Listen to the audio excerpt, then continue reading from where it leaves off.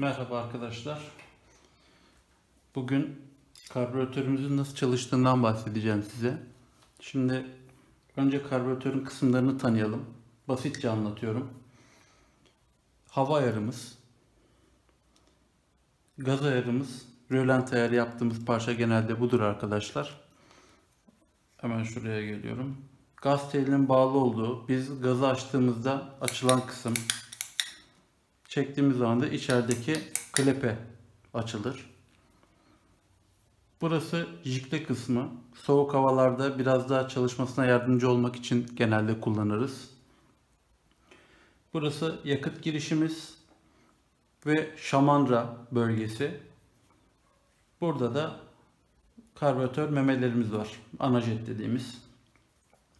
Şimdi arkadaşlar, karbüratörü sökmekten ve temizlemekten korkmayın. Ayarlarını kaçırırım diye kesinlikle korkmayın. Ben size PX200 için çok pratik bir sistem söyleyeceğim.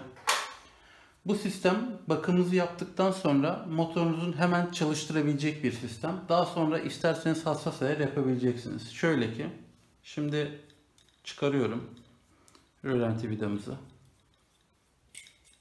Çıkardım. Hava ayarımızı da çıkarıyoruz ki herkesin en çok korktuğu budur. Korkulacak hiçbir şey yok. Bakın hava ayarı çok hassas olduğu için uç kısmını görüyorsunuz. Şimdi karbüratörümüzü yaptık. Bütünledik. Takma sırası geldi. Pratik olarak gösteriyorum arkadaşlar. Hava vidamızı taktınız.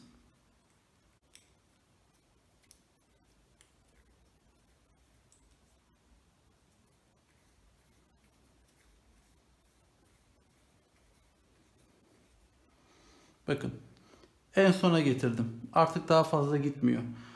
Buraya getirdikten sonra arkadaşlar kendinize bir nokta belirleyin. Bunu 4 tur açıyoruz. 1, 2, 3, 4. 4 tur açtık. İç kısımda bu kadar. Zaten tam kapalı olduğunda bakın. Tam kapatıyorum. Bakın hava iğnemiz buradan çıktı. Şu an tamamen kapalı. Yani karbüratörümüze hava girmiyor. Tekrar yapıyorum. 1, 2, 3, 4. 4 tur açıyorum arkadaşlar.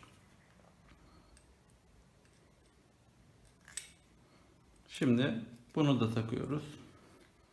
Bunu takarken de şöyle. Şimdi rölanti ayarı yaparken rölanti ayarının amacı bu iç kısımdaki hareketli klepeyi ayarlıyor aslında arkadaşlar. Şimdi bunu sonuna kadar getirin. Getirirken de klepeye bakın. Klepeye ilk hareket verdiği andan itibaren, tamam mı? Şöyle yapalım.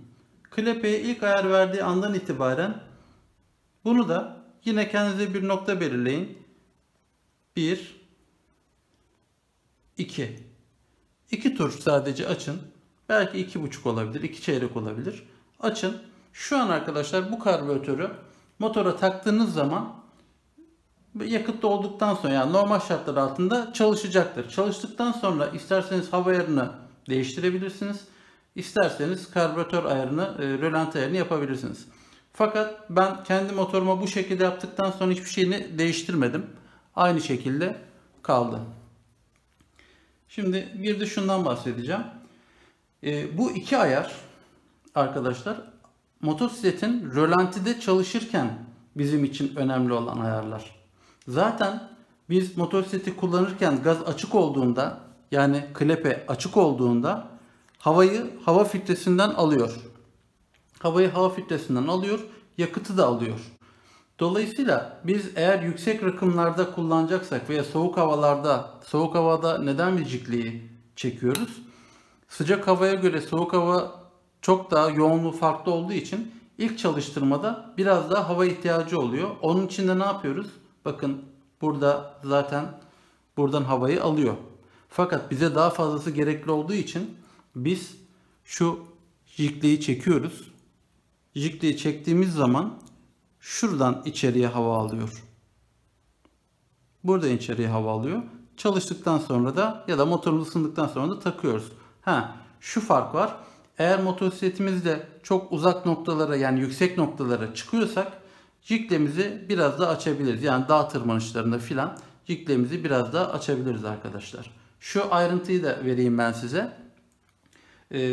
Dell'Orto karbüratörümüz 800 metre rakıma kadar herhangi bir ayar değişikliği yapmadan sübvanse ederek hava yakıt karışımıyla çalışabiliyor. Fakat 800 metreyi aştığınız noktada çok az 3'te 1 oranında jikle ihtiyacı duyabilirsiniz. Gaz ayarımızı zaten buradan ayarlıyoruz. Bakın gayet kullanışlı. Şu an bu bakımı yapılmış, temizlenmiş bir karbüratör. Bakın buradan da göstereyim. Herhangi bir takılma yok. Tüm contaları takılmış vaziyette. Şu an tamamen ayarlı bir karbüratör. Bugün bunun da montajını yapacağız arkadaşlar. İzlediğiniz için teşekkürler. Kendinize iyi bakın.